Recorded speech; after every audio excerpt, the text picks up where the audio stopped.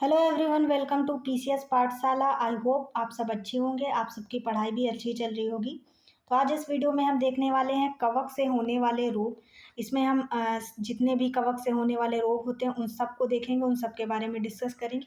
इसे हम एक ट्रिक के माध्यम से याद करने की कोशिश करेंगे ताकि ये हमें लंबे समय तक याद रहे। तो चलिए स्टार्ट करते हैं आज की क्लास को। तो हमारी ट्रिक है गंजा दामाद खाए फ्रूट। क्या है? गंजा दामाद खाए फ्रूट। ठीक है, तो इसको हम कैसे याद करेंगे? गंजा से हम याद करेंगे गंजापन। पहली कौन सी बीमारी है, कौन सा रोग है? तो वो है गंजापन, यानी गंजा से हम याद करेंगे गंजापन।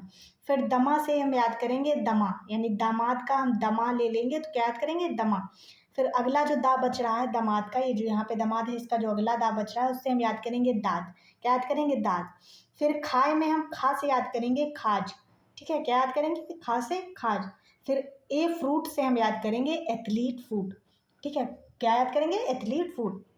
एक बार फिर से देख ले हैं। ट्रिक है गंजा दामाद खाए फ्रूट। तो इसको कैसे याद करेंगे? गंजा से गंजापन, दमा से दमा, और दा से दाद, और खा से खाज, ए फ्रूट से एथलीट फूड। ठीक है, अब इन सब के बारे में एक एक करके हम सारी चीज़ें डिटेल में देख लेते हैं। इसकी पीडीएफ भी आपको टेलीग्राम चैनल पर मिल जाएगी, तो इसकी पीडीएफ आप हम वहाँ से ले सकते हैं। इसका लिंक आपको डिस्क्रिप्शन बॉक्स में मिल जाएगा। ठीक है, देखिए पहली जो हमारा रोग था, हमारी बीमारी थी, वो था गंजापन। ठीक है, क्या था? गंजापन। तो गंजापन के बारे में जान लेते हैं। देखिए, खोपड़ी या सिर की त्वचा पर ये होता है। कहाँ होता है गंजापन? इससे कौन सा अंग जो है वो प्रभावित होता है? कहाँ होता है? खोपड़ी या फिर सिर की त्वचा पर। ठीक है, इसके लक्षण क्या होते हैं? इसमें पपड़ीदार, खुजलीदार और गंजे धब्बे पड़ जाते हैं। ठीक है, सर पर। इसके कारण देख लेते हैं, यानी ये किस कवक के कारण होता है सारी चीज़ें। तो ये किस कवक के कारण होता है? ये होता है डर्मेटोफाइटस कवक। और इसके डर्मेटोफाइटस कवक के ही दो रूप हैं। कौन कौन से? माइक्रोस्पोरस और ट्राइकोफाइटान। ठीक है, इन दोनों के कारण होता है, माइक्रोस्पोरस और ट्राइकोफाइटान, इन दो कवक के कारण। ठीक है, और इसे टीनिया कैपेटिस भी कहा जाता है, जिसे सिर का दाद भी कहा जाता है। क्या कहते हैं? Tinea capitis. ठीक है, फिर टीनिया कैपिटिस संक्रमण का नाम है, और डर्मेटोफाइटस उस फंगस का नाम है जो संक्रमण का कारण बनता है, यानी फंगस यानी कवक। ठीक है, फिर गंजेपन को एलोपेशिया भी कहा जाता है। क्या कहा जाता है? गंजेपन को एलोपेशिया भी कहा जाता है, ये याद रखेंगे। ठीक है, चलिए आगे चलते हैं। अगला है हमारा दमा। ठीक है, दमा। तो ये दमा से कौन सा अंग प्रभावित होता है हमारा? तो ये श्वास नलिकाओं को प्रभावित करता है। किसे प्रभावित करता है? ये श्वास नलिकाओं को प्रभावित करता है। ठीक है, और श्वास नलिकाओं से फेफड़े को जो हवा होती है वो अंदर बाहर करती है ना श्वास नलिका, और ये उन्हीं श्वास नलिकाओं को प्रभावित करता है। यानी एक तरह से कहा जाए तो ये फेफड़ों को प्रभावित करता है, सांस लेने की जो हमारी प्रक्रिया है उसको प्रभावित करता है। ठीक है, इसके लक्षण क्या क्या होते हैं वो देख लेते हैं। तो इससे सांस लेने में तकलीफ होती है।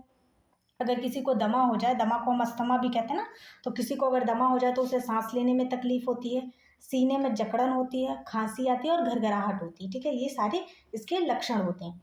फिर इसके कारण में देख लेते हैं कौन सा कवक होता है। तो इसका होता है एस्परगिलस कवक। कौन सा? एस्परगिलस नामक कवक जो होता है वो दमा के लिए जिम्मेदार होता है। इस कवक के कारण जो है वो दमा होता है। ठीक है, और खासकर उसमें भी एस्परगिलस कवक में भी कौन सा? Aspergillus fumigatus. कौन सा? फ्यूमिगेटस कवक। ठीक है, इसके लिए अन्य जानकारियां और कौन कौन सी ये देख लेते हैं। इसे फंगल अस्थमा भी कहते हैं, दमा को फंगल अस्थमा भी कहा जाता है। ठीक है, चलिए आगे चलते हैं। अगला है हमारा दाद। क्या है? दाद। दांत के बारे में देख लेते हैं। ये कहाँ कहाँ होता है? त्वचा पर, नाखून पर और बालों पर। कहाँ होता है? त्वचा पर, नाखून पर और बालों पर। इसके लक्षण क्या क्या होते हैं? खुजली होती है, लाल उभरे हुए पपड़ीदार धब्बे पड़ जाते हैं। लाल कलर के पड़ जाते हैं ना, स्किन कलर के ही होते हैं, लाल लाल थोड़े से उभरे हुए। फिर छाले और रिसाव, इसमें रिसाव भी होता है ना, पानी जैसा निकलता है। ठीक है, इसमें कवक हम देख लेते हैं कौन सा है। तो ये है डर्मेटोफाइटस नामक कवक। किसके कारण होता है? डर्मेटोफाइटस नामक कवक के कारण। इसके बारे में अन्य जानकारियां देख लेते हैं क्या क्या है। इसे रिंग वर्म भी कहा जाता है। क्या कहा जाता है? रिंग वर्म भी कहा जाता है। किसे? दाद को। ठीक है, ये त्वचा, बाल, नाखूनों के मृत ऊतकों पर पनपते हैं। किसके? त्वचा, बाल और नाखूनों के मृत ऊतकों पर पनपते हैं। ठीक, आगे चलते हैं। अगला है हमारा खाज। क्या है? खाज। इसके बारे में जान लेते हैं।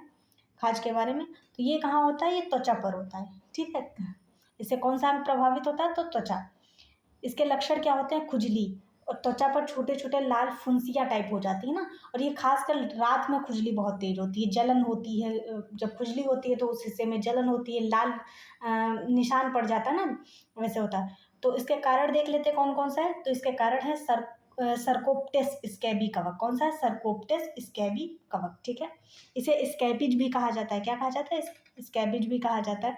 और ये कवक एक व्यक्ति से दूसरे व्यक्ति में सीधे संपर्क करने से, या फिर उसके जो व्यक्ति को है यानी खाज है, उसके कपड़े पहनने से या बिस्तर आदि के माध्यम से भी फैलता है, उसकी चीज़ों को यूज़ करने से भी फैलता है, ठीक है।